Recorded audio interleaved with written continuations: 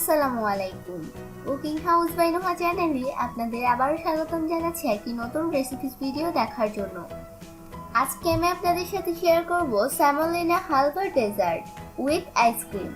আশা করি আজকের রেসিপিটা আপনাদের কাছে অনেক ভালো লাগবে। তাহলে চলুন আমরা দেখে নিই কিভাবে এই মজাদার ডেজার্টটি বানাতে হবে। প্রথমেই আমি এখানে 1 কাপের চেয়ে অল্প একটু কম চিনি নিয়ে নিয়েছি। আপনারা যদি মিষ্টি বেশি পছন্দ করেন তাহলে এখানে চিনিটা 1 কাপ করে নেবেন। আর এখানে নিয়েছি 1 কাপ প্লাস 1/4 কাপ দুধ। এখন এই দুধটাকেও চিনির সঙ্গে দিয়ে দিচ্ছি।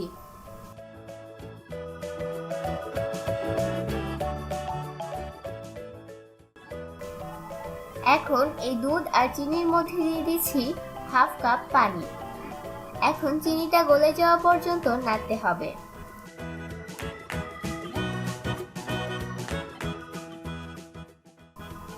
এদিকে আমি 1 কাপ সুজি নিয়ে নিলাম।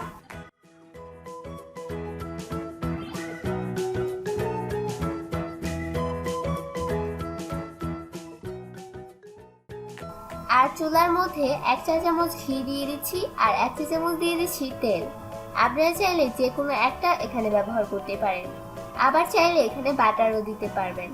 এখন আমি এর মধ্যে দিয়ে দিলাম বাদাম, কাজু বাদাম, কাঠবাদাম আর চীনা বাদাম, এই 3টাই দিয়েছি। আপনারা চাইলে যে কোনো একটাও দিতে পারবেন।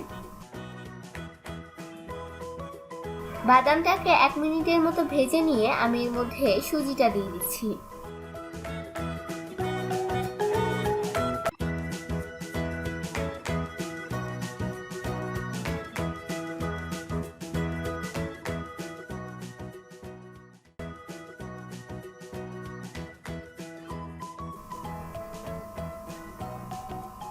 সুজিটাকে 2 মিনিটের মতো ভেজে নিয়েছি। আর এখন এর মধ্যে দিয়ে দিচ্ছি সেই বানিয়ে রাখা দুধ, চিনি আর পানির মিশ্রণটা। এখন সবকিছু ভালোভাবে মিশিয়ে নিচ্ছি আর এটাকে নাড়তে নাড়তে একটু ঘন করে নিব। এখন আমি একটা ঢাকনা দিয়ে ঢেকে দিচ্ছি। অল্প কিছুক্ষণ ঢাকনা দিয়ে ঢেকে রান্না করে আবার এটাকে নেড়ে দিতে হবে। এখন আমি এটাকে নাড়তে থাকবো যতক্ষণ না পর্যন্ত এটা একটা শক্ত ডোয়ের মতো হয়ে যাচ্ছে।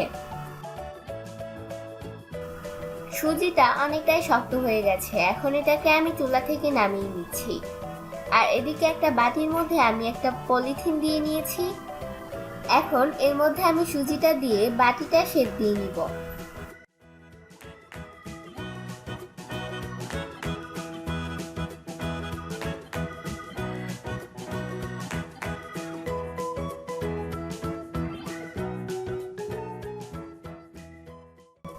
সুজিটাকে একদম আমি বাটির মতো করে নিয়েছি।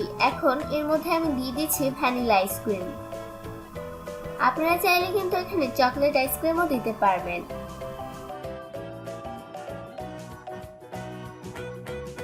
এখন এই বাটির উপরে একটা প্লেট দিয়ে বাটিটাকে উল্টে নিচ্ছি, ঠিক যেভাবে আমরা কেক ডিমোল্ড করি।